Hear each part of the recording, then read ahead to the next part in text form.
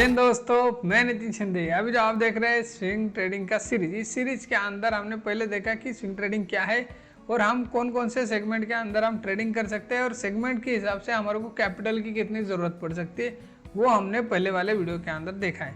वो आज का जो वीडियो है ये है हमारा स्विंग ट्रेडिंग के लिए या किसी भी ट्रेडिंग के प्रकार के लिए हमारा ट्रेडिंग का साइकोलॉजी क्या होगा। अभी इस साइकोलॉजी के पॉइंट के अंदर टोटल जो हमने आज के इस वीडियो के अंदर 8 पॉइंट्स को कवर किया है। बस इसमें एक डिफरेंस इतना है कि जो हमारा ट्रेडिंग स्टाइल है, जैसे कि इंट्राडे या स्विंग है या पोजिशनल है, तो उस हिसाब से क्या होता है, ये जो हमारे पॉइंट से उस हिसाब से स्पीड से लग जाते हैं किसी जगह पर। जैसे कि इंट्राडे के अंदर इसको क्या है, थोड़ा सा मॉडिफाइड करना पड़ता है, थोड़ा सा अलग तरीके से सोचना पड़ता है इसके अंदर। मतलब जो हमारा साइकोलॉजी होगा वो थोड़ा सा इंट्राडे के इसमें थोड़ा फास्ट हो जाएगा और स्विंग के इसमें थोड़ा सा और स्लो हो जाएगा और पोजिशनल के इसमें और थोड़ा स्लो हो जाएगा इसके अंदर। समझ रहे हो? तो ये हमारा साइकोलॉजी का इम्पैक्ट होता है ऐसा कि ट्रेडिंग हम कौन सा कर रहे हैं उसके ऊपर हमारा डिपेंड है कि हमारा साइकोलॉजी क्या होना चाहिए उसके अंदर। उस हिसाब से हमारा ये स्विंग ट्रेडिंग के लिए हमारा साइकोलॉजी क्या होना चाहिए, ये हम आज के इस वीडियो के अंदर समझने वाले हैं। अगर हमने इन 8 पॉइंट को सही से समझा और हमारा जो ट्रेडिंग का तरीका है उसके अंदर हमने सही तरीके से अप्लाई किया, तो हम क्या कर सकते हैं, एक अच्छा प्रॉफिट हम कमा सकते हैं इसके अंदर। तो अभी हम शुरू करते हैं हमारा आज का वीडियो। तो सबसे पहला हमारे पॉइंट जो है वो है एक्सपेक्टेशन का। अभी एक्सपेक्टेशन हमारी शेयर मार्केट से या स्विंग ट्रेडिंग से कितनी होनी चाहिए। देखो, शेयर मार्केट से तो अगर ईयरली अगर देखा जाए, अगर हम किसी स्टॉक के अंदर इन्वेस्टेड है तो यह 15 या 20% हमें एक्सपेक्टेशन होनी चाहिए कि ईयरली इसके इतने रिटर्न हमें मिलने चाहिए। अगर स्विंग ट्रेडिंग के हिसाब से अगर आप देखोगे तो ईयरली आपको कम से कम 30 या 35% अगर ज़्यादा से ज़्यादा रिटर्न मिल जाए तब भी आपको एक अच्छा है इसके लिए। ठीक है, तो ये हमारा एक्सपेक्टेशन होना चाहिए। लेकिन हम जब ज़्यादा क्यों होती है इसके अंदर, एक हमारी क्या होती है, हाई एक्सपेक्टेशन के साथ हम शेयर मार्केट में उतर जाते हैं। जैसा हम इसके वजह क्या है, शेयर मार्केट के अंदर हमारे एक्सपेक्टेशन इतनी ज़्यादा क्यों होती है, इसके लिए वजह है हमारा जो इन्फ्लुएंसर जो बहुत सारे यूट्यूब के ऊपर है या फेसबुक के ऊपर है, और जो हमारे ट्रेनर है, जैसा हमें बोलते हैं कि कोर्स बेचने वाले हैं, ऐसे ऐसे रिटर्न्स के आपके पास स्क्रीनशॉट भेजते हैं कि हमें लगता है कि अभी यही हमारा गुरु है और ये हमें इतना पैसा कमा के दे देगा, और वो बताते हैं क्या कि 10 दिन के अंदर आप एक प्रो ट्रेडर बन जाओगे। ऐसा नहीं होता है। अभी बहुत सारे आपने ट्रेडर यूट्यूब के ऊपर भी देखे होंगे कि ये क्या करते हैं, एक अपना सिंपल सा क्या करते हैं, एक ट्रेडिंग का जर्नल ऐसा दिखा देंगे कि इन्होंने 1 महीने के अंदर 1 करोड़ कमा लिए या 1 दिन के अंदर 1 लाख कमा दिए। ये इनका एक क्या है, एक कोर्स बेचने का तरीका है। इसकी वजह से हम क्या कर देते हैं, थोड़ा सा हम इनके बहकावे में आ जाते हैं और हमारा क्या होता है, माइंड सेट थोड़ा सा चेंजमेंट हो जाता है, और जो भी ये बेचने वाले हैं उनकी वजह से हमारा एक बहुत बड़ा नुकसान हो जाता है। नुकसान होने के बाद हमारा एक साइकोलॉजी के ऊपर इम्पैक्ट पड़ता है कि ये जो बेचने वाले ये भी खराब है और जो हमारा मार्केट है ये भी गैम्बलिंग है। तो इसलिए हमने क्या करना है, एक्सपेक्टेशन हमारे कंट्रोल के अंदर रखनी है, उसी हिसाब से हमने ट्रेडिंग के लिए आना है और उसी हिसाब से हमारा कैपिटल भी इसके अंदर लगाना है। अगर हम नए हैं तो उस हिसाब से हमारा कैपिटल कितना होना चाहिए, ये पहले वाले वीडियो में भी हमने बताया। नए हैं तो कम से कम 1 लाख या 2 लाख तक लेके आ जाओ, तब आपको एक थोड़ा बहुत प्रॉफिट हो जाएगा। तब आपको क्या हो जाएगा, एक मेंटली आप प्रिपेयर हो जाओगे और धीरे धीरे आपका कैपिटल बढ़ता जाएगा। फिर आप क्या कर सकते हो, एक अच्छा खासा रिटर्न कमाना शुरू कर सकते हो एक 3-4 साल 5 साल के बाद। ठीक है, तो आप पहले से इतना एक्सपेक्टेशन मत रखो कि भाई मैं 100% कमाऊंगा या 200% कमाऊंगा 1 साल के अंदर। नहीं होगा। ठीक है, ये होगा ही नहीं, किसी का नहीं होगा।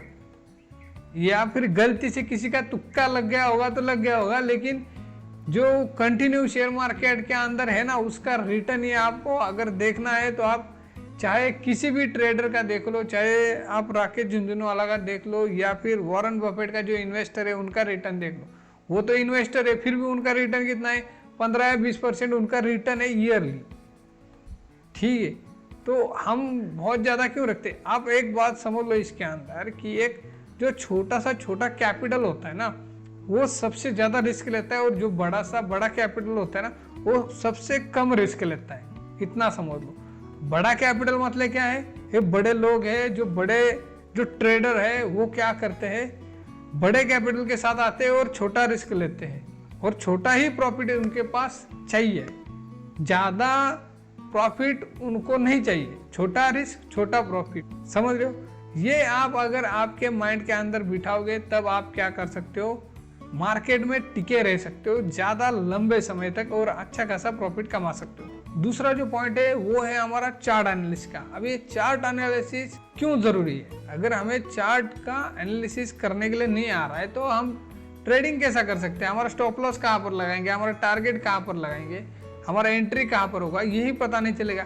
तो सबसे पहले आपने समझना है कि एक जो हमारा बायर्स और जो सेलर्स है वो चार्ट के अंदर क्या कर रहा है, वो भी पता करने के लिए हमारे को क्या चाहिए, चार्ट का थोड़ा बहुत नॉलेज चाहिए। भाई कहाँ पर ये चार्ट के अंदर मूवमेंट आ रहा है, या चार्ट के नीचे क्या हो रहा है, इसके पीछे का कारण क्या है।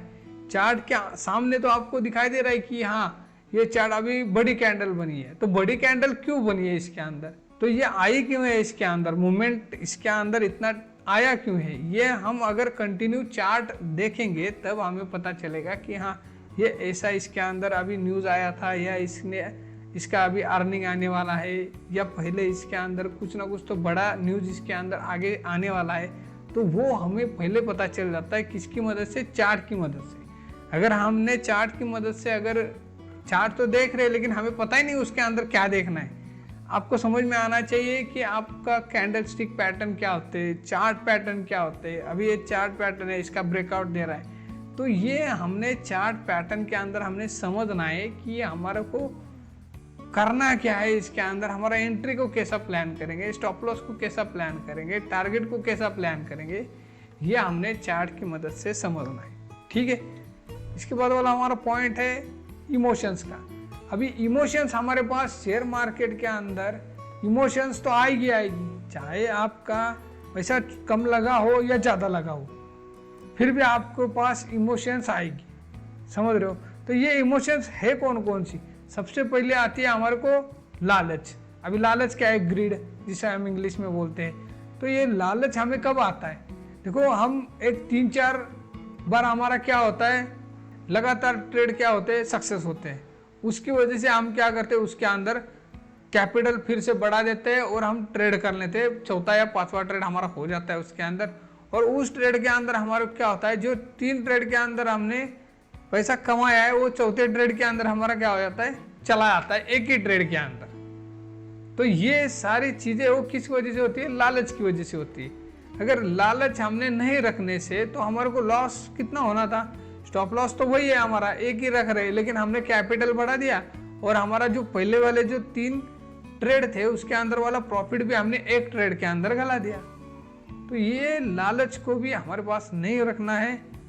इसके बाद वाला पॉइंट है डर। अभी ये डर हमें कब लगता है, जैसे कि मार्केट के अंदर एक तो पहले हमें नॉलेज है नहीं, या फिर हम क्या करते हैं, जो टेलीग्राम चैनल है या फिर जो यूट्यूब के ऊपर बहुत सारे इन्फ्लुएंसर है, उन्होंने कोई स्टॉक बता दिया, उसके अंदर हमने एंट्री ले लिया, तो हमारा इसके अंदर कोई एनालिसिस है क्या, नहीं है।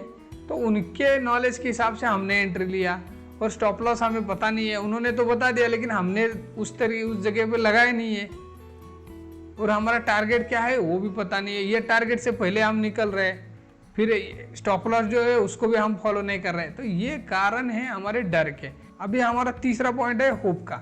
अभी ये होप हमें कब आता है, आशा हमें कब लगती है, जब मार्केट में क्या होता है, किसी स्टॉक के अंदर हम एंट्री लेते हैं, एंट्री लेने के बाद वो स्टॉक क्या करता है, नीचे चला जाता है, हमारे स्टॉप लॉस भी हिट कर देता है, लेकिन वो स्टॉप लॉस के पास हम क्या करते हैं, निकलते नहीं है, और वो नीचे की तरफ चला जाता है और रुक जाता है उधर कुछ दिन, फिर भी हम उसके अंदर से निकलते नहीं है। एक तो हमने सबसे बड़ा गलती कर दिया कि हमने स्टॉप लॉस के ऊपर हमने निकले नहीं, फिर वो नीचे चला जाता है और उधर रुकता है। अभी उधर रुकने के बाद वो स्टॉक ऊपर आने की आशा के अंदर हम रुक जाते हैं। मतलब क्या है, या हमारे को लगता है कि ये अभी 2-4 दिन में आएगा ऊपर, 2-4 दिन में आएगा ऊपर, और लेकिन वो नहीं आता है, क्योंकि उसके अंदर अभी सेलिंग प्रेशर बना है। आपने खरीदा ही उसी जगह पर था कि जिस जगह पर सारे सेलर्स बैठे हैं, बायर्स कोई है नहीं उसके अंदर। तो आपका एक तो इसके अंदर एंट्री गलत हो गया, उसकी वजह से आपको क्या हो जाता है, लॉस होना शुरू हो जाता है। और आप क्या करते हो, एक आशा रखते हो उसके अंदर कि ये अभी एक मेरे जहां पर एंट्री था वहां तक तो आना चाहिए, फिर मैं इसके अंदर से निकल जाऊं। इसके बाद वाला पॉइंट है रिग्रेट का। अभी रिग्रेट मतलब क्या है, खेद। खेद हमें कब होता है मार्केट के अंदर, हमने जैसा स्टॉक के अंदर एंट्री लिया, स्टॉक ऊपर भागना शुरू कर देता है, ऊपर भागने के लिए गया, हमारा टारगेट आया, हम भी उसके अंदर से निकले नहीं, टारगेट तो आ गया लेकिन निकले नहीं उसके अंदर से। वो स्टॉक क्या कर देता है, दोबारा नीचे की तरफ आता है और हमारा क्या कर देता है, वहां पर स्टॉप लॉस हिट कर देता है। तो ये हमें क्या हो जाता है, इसकी वजह से यार मेरा टारगेट आया था फिर भी मैं उधर से निकला क्यों नहीं है। और एक दूसरा कंडीशन इसके अंदर होता है कि जब ये क्या करता है, स्टॉक नीचे की तरफ डायरेक्ट जैसे खरीदा वैसे ही क्या कर देता है, नीचे की तरफ चलना शुरू कर देता है और हमारा स्टॉप लॉस हिट कर देता है।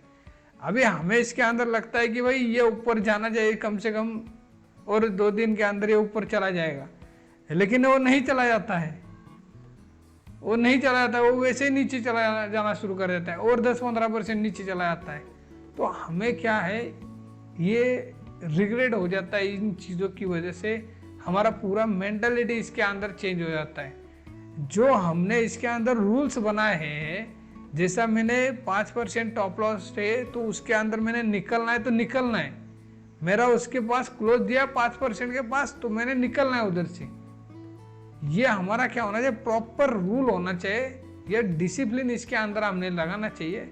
जो हमें ये इमोशंस मार्केट के अंदर जो आती है, इसको कंट्रोल करने के लिए एक 2-3 चीजें वो मैं आपको बता देता हूँ। सबसे पहली चीज है, आपने कैपिटल को तब तक नहीं बढ़ाना है जब तक आपको कॉन्फिडेंस नहीं आता है कि भाई अब मैं इसके अंदर अच्छा खासा प्रॉफिट कमा सकता हूँ। मतलब क्या है इसके अंदर, कि जब आपके पास क्या हो जाता है, 2-3 महीने तक एक ही स्ट्रैटेजी के ऊपर आप कंटिन्यू ट्रेडिंग कर रहे हो, फिर आपने क्या करना है उसके अंदर 2-3 महीने के बाद फिर आपने कैपिटल बढ़ाना है। 1 लाख के कैपिटल से अगर आप ट्रेड कर रहे हो 3 महीने तक, फिर आपने क्या करना है, 3 महीने के बाद फिर उसके अंदर और एक 50,000 बढ़ाना है या 1 लाख बढ़ाना है। आपने ऐसा धीरे धीरे अपना कैपिटल बढ़ाना है। अभी हमारा चौथा जो पॉइंट है वो है ट्रेडिंग प्लान का। अभी हम मार्केट के अंदर आते हैं, बहुत सारे अलग अलग तरीके के ट्रेडिंग के प्लान को यूज करते हैं, उसकी वजह से हमारे को लॉस होता है। मतलब क्या है, कोई आज हमने क्या कर दिया, ब्रेकआउट ट्रेडिंग के ऊपर ट्रेडिंग कर लिया, या RSI के ऊपर ट्रेडिंग परसों के दिन कर लिया, उसके बाद हमने MACD के ऊपर ट्रेडिंग कर लिया, उसके बाद हमने मूविंग एवरेज के ऊपर ट्रेड कर लिया। ऐसा अलग अलग स्ट्रेटेजी के अंदर, अलग अलग प्लान के अंदर हम क्या करते, ट्रेडिंग करना शुरू कर देते, और इसकी वजह से क्या होता है, हमें एक लॉस होना शुरू हो जाता है। फिर हम इसके अंदर जो सारे डर लग जाता है मार्केट से अंदर, फिर हम मार्केट को बोलते हैं कि गैम्बलिंग है, ये हमारे बस की बात है नहीं, ये हमें आएगा नहीं, और 2-4 महीने के बाद हम क्या करते हैं, छोड़ देते हैं मार्केट। ठीक है, तो हमारा सबसे पहले अगर मार्केट के अंदर हम आए हैं तो हमारा प्लान भी होना चाहिए ना कुछ तो हमारा स्विंग ट्रेडिंग के लिए हम कर रहे हैं, तो सबसे पहले हमारा होना चाहिए कि स्टॉक सिलेक्शन का मेथड क्या होना चाहिए हमारा। उसके बाद अगर हम ट्रेड के अंदर एंट्री ले रहे हैं तो एंट्री कहाँ पर होगी, कैसा प्लान करेंगे, कितना परसेंटेज का, जैसा ब्रेकआउट ट्रेड होता है तो हमने कितना परसेंटेज ब्रेकआउट होने के बाद हमारा एंट्री होगा, या जैसे ब्रेकआउट हो रहा है उसी कैंडल के ऊपर हमारा एंट्री होगा, या उससे पहले हमारा एंट्री होगा। स्टॉप लॉस हमारा कहाँ पर होगा, ब्रेकआउट कैंडल के नीचे होगा, या हमारा एक नीचे एक स्विंग बनेगा उसका होगा। ये हमने सीखना है, समझना है। हमारे ट्रेडिंग के अंदर, प्लान के अंदर हमारा पूरा रूल्स हमने बना के रखने। अभी जो हमारा नेक्स्ट पॉइंट है प्रोसेस का। अभी प्रोसेस का पॉइंट क्या है, जो हमने ट्रेडिंग के लिए हमने रूल्स बना के रखे हैं, उन रूल्स को हमने क्या करना है, इसके अंदर फॉलो करना है। अगर हम इसको फॉलो नहीं करेंगे, मतलब क्या हो जाता है इसके अंदर, अभी हम एग्जांपल समझते हैं, किसी स्टॉक के अंदर हमने क्या कर दिया, एंट्री ले लिया। एंट्री लेने के बाद हम क्या करते हैं, हमारा एंट्री का जगह सही है, स्टॉप लॉस सही है, टारगेट सही है, सब सही लगाया हमने। इसके बाद हम क्या देखते हैं, प्रॉफिट देखना शुरू कर देते हैं। ये क्या कर दिया हमने, हमारा प्रोसेस क्या था, निकलने का, भाई हमारा टारगेट आ जाता है तब हमने निकलना है, और यहाँ पर हम क्या देख रहे हैं, प्रॉफिट देख रहे हैं। हमारा टारगेट तो आ गया, फिर भी हम उसके अंदर से निकल नहीं रहे, या पहले निकल रहे उसके अंदर से, तो हम प्रोसेस को फॉलो कर रहे हैं क्या, नहीं कर रहे। तो तो हमने इन चीज़ों को क्या करना है, प्रॉपर फॉलो करना है। अगर डर लग रहा है तो हमने क्या करना है, कैपिटल को कम करना है, पहले बताया हमने इसके अंदर। तो सबसे मुसीबत की जड़ तो यही है कि हमारा कैपिटल, अगर आपका कैपिटल मेंटलिटी उस कैपिटल को हैंडल नहीं कर सकते तो उतना कैपिटल मत लगाओ। आपकी मेंटलिटी 1 लाख है तो 1 लाख से ही ट्रेड करो, 10 लाख का ट्रेड करने की जरूरत नहीं है इसके अंदर। तो उस हिसाब से चलो, फिर आप क्या कर सकते हो, एक अच्छा ट्रेडर बन सकते हो। अभी जो ये हमारा पॉइंट है ये है न्यूज़ का। अभी इसका हमारे साइकोलॉजी के ऊपर इम्पैक्ट कैसे गिरता है। हम क्या करते हैं, सोशल मीडिया के अंदर बहुत सारे ऐसे जो इन्फ्लुएंसर है वो स्टॉक क्या करते हैं, सजेस्ट करते हैं। सजेस्ट करने के बाद हम क्या करते हैं, उसके अंदर एंट्री ले लेते हैं। या फिर टीवी न्यूज़ वाले जो हमारे को एक स्टॉक को इन्वेस्टिंग के लिए बताते हैं, ट्रेडिंग के लिए बताते हैं, हम उनका सुन लेते हैं और स्टॉक के अंदर एंट्री कर लेते हैं। तो इसकी वजह से हमें क्या होता है, और वो उन्होंने तो हमें बता दिया कि ये स्टॉप लॉस है, ये टारगेट है, लेकिन फिर भी हम उसके अंदर से निकलते नहीं, और निकलने के नहीं के कारण हमें लॉस हो जाता है। तो हमने इसके लिए करना क्या है, सबसे पहला है कि जो हमने प्रोसेस जो हमारा ट्रेडिंग का है उसको फॉलो करना है। न्यूज़ को फॉलो करोगे तो आप क्या हो जाओगे, लॉस कर दोगे। अभी आपने बहुत सारे स्टॉक ऐसे हैं जिनके अंदर बहुत सारा न्यूज़ आया था, जैसे इन्फोसिस के अंदर देखा होगा आपने, या फिर आपने अदानी के अंदर देखा होगा आपने।